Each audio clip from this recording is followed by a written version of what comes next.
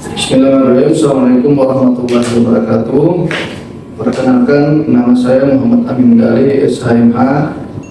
Saya adalah dosen pada Prodi Ilmu Hukum di Fakultas Ilmu Sosial Universitas Muhammadiyah Gorontalo. Pada kesempatan ini, saya akan menjelaskan pernyataan diri dosen dalam unjuk kerja Tridharma Perguruan Tinggi dalam bidang pengajaran.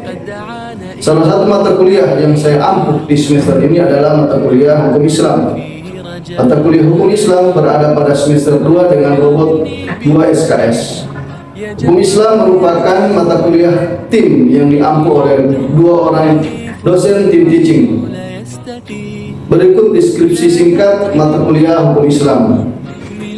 Mata kuliah ini mahasiswa belajar tentang syariat, hukum Islam, fikih, sumber hukum Islam, prinsip-prinsip dan tujuan hukum Islam, asas-asas sistem tata negara dalam hukum Islam, asas-asas sistem pemerintahan dalam hukum Islam, asas-asas hukum ekonomi Islam, hukum Islam di Indonesia, dan peralihan agama di Indonesia. Capaian pembelajaran pada mata kuliah ini, setelah mengikuti mata kuliah hukum Islam, mahasiswa diharapkan mampu yang pertama bertakwa kepada Allah Subhanahu wa Ta'ala dan mampu menunjukkan sikap Islami, berperan sebagai warga negara dan bangga dan cinta tanah air, memiliki rasa nasionalisme serta rasa tanggung jawab kepada bangsa dan negara, serta mampu menguasai konsep teoritis tentang ciri struktur dan teori ilmu hukum, sumber asas prinsip dan norma hukum, sistem atau tata hukum nasional Indonesia dan sejarah perkembangannya. Mahasiswa mampu menguasai pengetahuan dasar tentang sejarah dan aspek teoritis tentang hukum positif di Indonesia. Mahasiswa mampu menerapkan metode penelitian hukum dengan menggunakan metode berpikir logis dan kritis. Mahasiswa mampu menunjukkan kinerja mandiri, bermutu dan terukur. Mahasiswa mampu mendeskripsikan kuliah kajian ilmiah dalam bentuk skripsi atau laporan tugas akhir dan mengunggahnya di laman perguruan tinggi. Mahasiswa mampu menyusun konsep penyelesaian masalah atau kasus hukum melalui penerapan metode berpikir yuridis berdasarkan pengetahuan teoritis tentang sumber, asas, prinsip, dan norma hukum dari berbagai bidang hukum dan merupakan keahlian dasar untuk menjalankan profesi hukum. Mata kuliah Hukum Islam terdiri dari 16 kali pertemuan. Pada pertemuan yang pertama dan kedua akan didahului oleh kontrak perkuliahan, penjelasan tentang RPS, dan penjelasan syariat hukum Islam dan fikih. Pada pertemuan ketiga akan membahas tentang penjelasan tentang sumber-sumber hukum Islam. Pada pertemuan yang keempat akan membahas tentang prinsip-prinsip dan tujuan hukum Islam. Pada pertemuan kelima dan ketujuh, pada pertemuan kelima sampai ketujuh akan membahas tentang asas-asas sistem tata negara dalam hukum Islam. Pertemuan ke-8 ujian tengah semester. Pertemuan ke-9 asas-asas sistem pemerintahan dalam hukum Islam. Pertemuan ke-10 dan ke-11 adalah asas-asas hukum ekonomi Islam. Pertemuan ke-12 dan ke-13 hukum Islam di Indonesia. Pertemuan ke-14 dan ke-15 adalah membahas tentang peradilan agama di Indonesia. Dan pertemuan ke-16 akan mahasiswa akan melalui ujian akhir semester. Sistem pembelajaran yang saya terapkan pada mata kuliah ini antara lain menggunakan metode ceramah, baik luring maupun daring, dengan menggunakan media Zoom atau Google Meeting. Kedua, menggunakan case study, di mana mahasiswa menganalisis kasus-kasus terkait yang ada dalam hukum Islam dan bagaimana pemecahannya. Dan yang ketiga, saya menggunakan small group discussion dan penugasan. Komponen penilaian pada mata kuliah ini terbagi dalam 4 metode. Yang pertama, kehadiran dan keaktifan mahasiswa 10%, tugas 20%, ujian tengah semester 30%, dan ujian akhir semester 40%. Berikut video pengajaran saya yang akan saya tampilkan.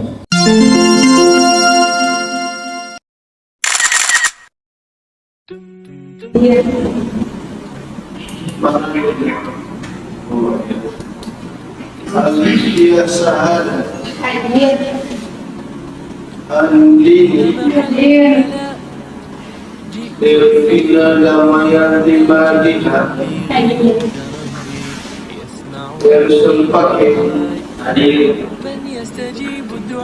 Hamsa Yusuf Hadir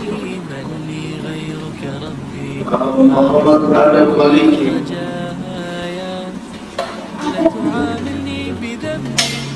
Muhammad Dery Moko Hadir Muhammad Sayyid Kabir Adam Kumar ada ini konflik makan. Oh iya.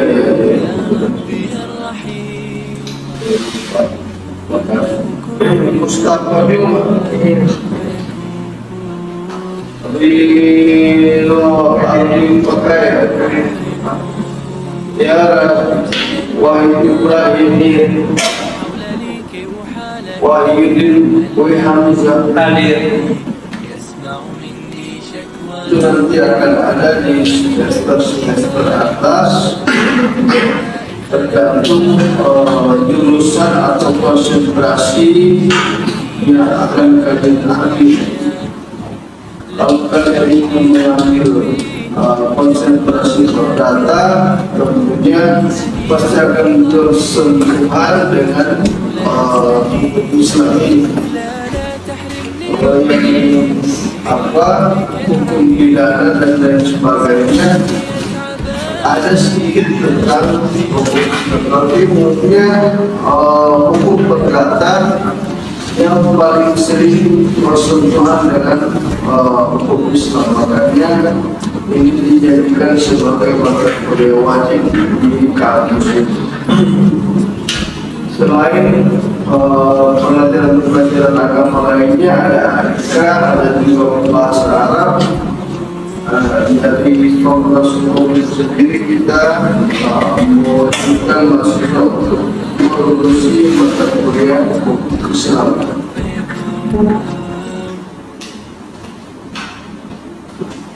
Saya mulai dari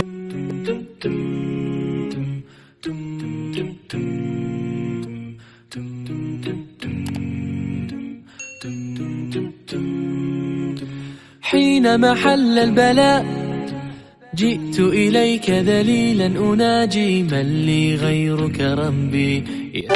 pada seluruh ajaran Islam, khususnya Al-Quran dan Hadis.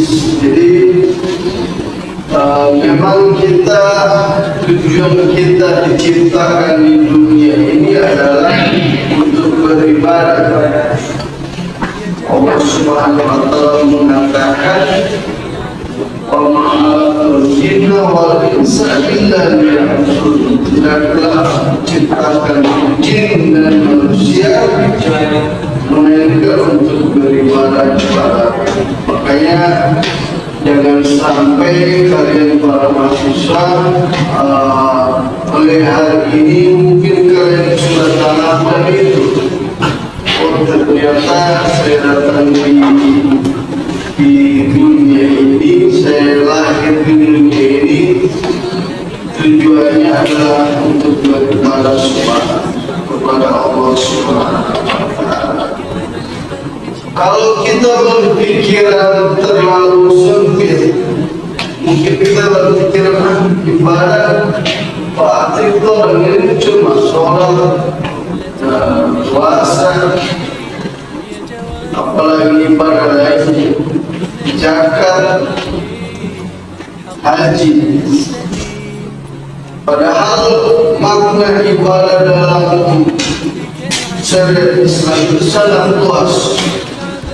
Termasuk kalian datang menuntut ilmu, datang ke kampus ini, kalau kalian punya niat untuk ibadah, dia bisa bernilai pahala. Makanya apalagi yang kalian adalah hubungan dengan hukum Islam.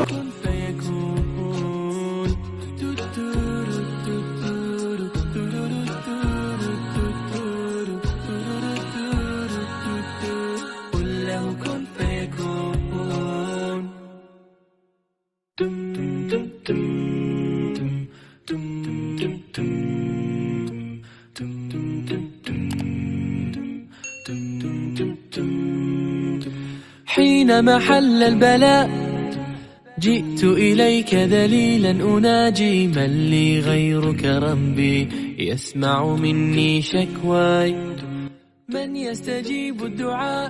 Mengenai tingkah laku atau mukallaf orang yang sudah dapat ditebani kewajiban yang diakui dan diyakini yang mengikat bagi semua pemeluknya, dan hal ini mengacu pada apa yang telah dilakukan oleh Rasul untuk melaksanakannya secara total. Syariat menurut istilah berarti hukum-hukum yang diperintahkan Allah Subhanahu wa taala untuk umatnya yang dibawa oleh seorang nabi, baik yang berhubungan dengan kepercayaan, akidah maupun yang berhubungan dengan amaliyah. Jadi ada juga yang berhubungan dengan akidah, dengan kepercayaan, yaitu misalnya tentang persoalan tauhid. Jadi mengakui tauhid itu mengakui bahwa hanya ada Allah yang esa atau Allah yang satu.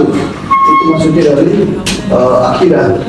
Kemudian yang berhubungan dengan amaliyah, yang berhubungan dengan amaliyah tentunya dengan kita bermuamalah setiap hari. Jadi ketika manusia bagaimana berinteraksi dengan manusia lainnya, bagaimana manusia berinteraksi dengan lingkungannya, bagaimana manusia berinteraksi dengan hewan atau makhluk ciptaan Allah Subhanahu wa taala. Tentunya ini semuanya diatur dalam agama. Jadi dalam hukum Islam ini semuanya diatur. Sangat miris juga terkadang memang di akhir-akhir ini kita kemarin sempat melihat viral ada anak kucing yang di blender. Ya kan? Kasihan, artinya dalam persoalan itu sebenarnya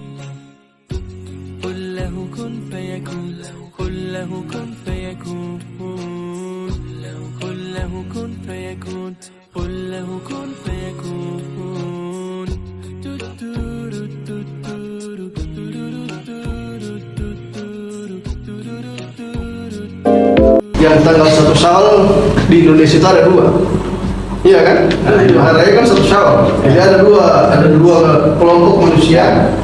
Orang Indonesia mempunyai 2 kalender tanggal 1. Makanya disuruh kembali kepada Al-Quran dan hadis. Ini yang pertama, karena paling banyak sumber dan referensi diambil dari sini sebagai sumber hukum Islam. Yang pertama adalah Al-Quranul Karim. Nah, kita semua tahu ya, sebagai umat muslim, bahkan ini dimasukkan ke dalam rukun iman seorang muslim. Dia harus mengimani kitab-kitab Allah Subhanahu wa taala. Mungkin ada yang bisa bantu saya, teman-teman yang masih ingat rukun iman? Apa rukun iman?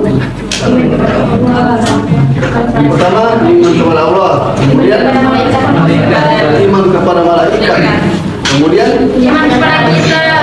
beriman kepada kitab-kitab Allah.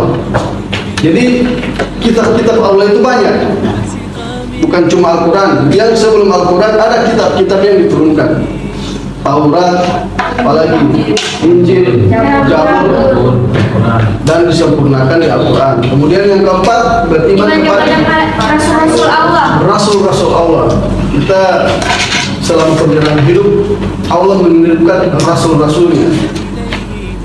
Ada 5 orang Rasul. يا من لقلبي شفاء من كل داء خلقت دواء من لي غيرك ربي يشفيني يا مولاي لا تعاملني بذنبي يا جواد يا كريم إنني عبد ضعيف حظه لا يستقيم لا تحرمني ربي من لطفك. Dengan kata Nabi Sallallahu Alaihi Wasallam langsung mengucapkan Allahumma sholli ala Muhammad.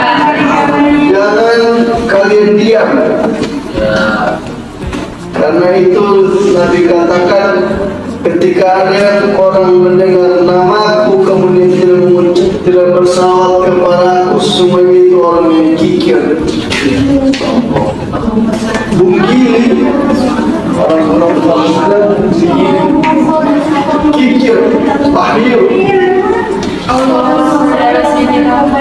Padahal hanya gampang. Allahumma salli ala sayyidina Muhammad. Allahumma salli ala Muhammad juga boleh kalau sudah mau panjang-panjang. Allahumma salli ala Muhammad. Allahumma salli ala Muhammad. Salawat.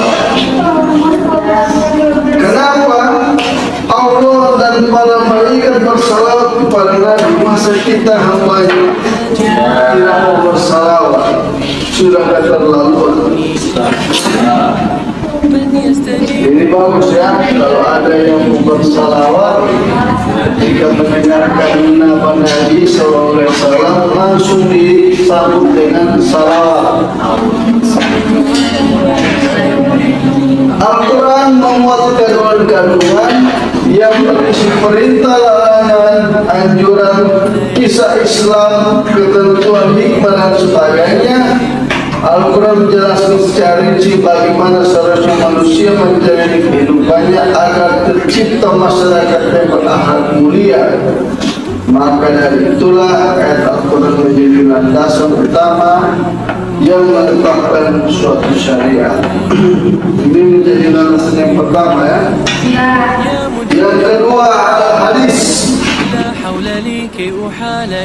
Al-hadis, mungkin kalian juga pernah mendengar kalimat ini, al-hadis, yaitu sumber hukum Islam, yakni segala sesuatu yang berlandaskan pada Rasulullah SAW.